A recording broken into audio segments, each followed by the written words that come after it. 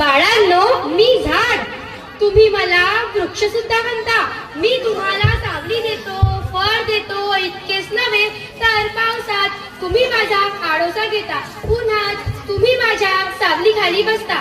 मी तुम्हाला फळे, फुले, लाकूड, डिंक, मध, मेवा, हवा, सावली व औषधे देतो. तरी सुद्धा तुम्ही माझ्यावर कुऱ्हाडीने घाव घालता, मला संपवून पाहता. मला संपवले तर पाऊस पडणार नाही, म्हणून मला वाचवा, मला जगवा. मी राहिलो तर पर्यावरण टिकून राहील, नाही तर सर्वच संपेल कायमचे. म्हणून झाडे लावा, झाडे जगवा, झाडे लावा, झाडे जगवा.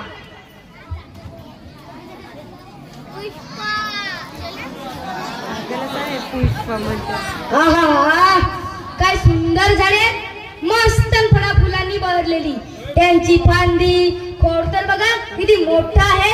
ते तोडून विकलं तर काय पैसाच पैसा मिळेल आपल्याला. वाह वाह, क्या बात है भाई, एक से बढ़कर एक है. इनको तो ठिकाना लगाना ही पड़ेगा.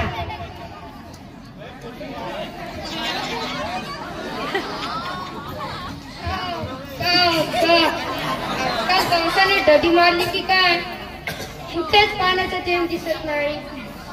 ताणीने जीव अगदी कसावीत झाला.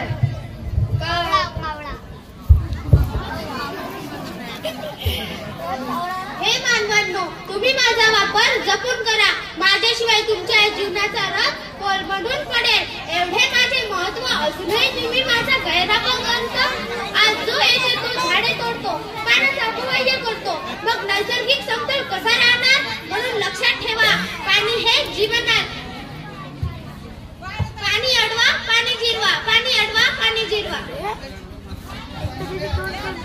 हे वरुण देवता, हे वृक्षराज, माझ्यावर असे का पोपलात.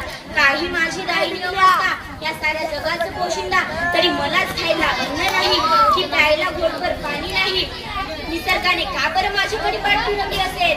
पाऊस नाही, प्रखर ऊन, ढगाळ वातावरण, यामुळे शेतकरी उजाड ओसाड पडेल.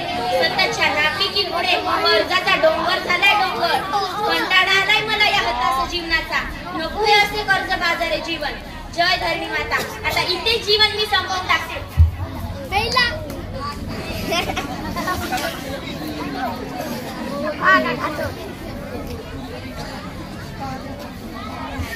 म्हणून मित्रांनो, पर्यावरणाचे रक्षण करा, नैसर्गिक शक्तीची पूजा करा आणि एकच प्रार्थना करा, वृक्षवल्ली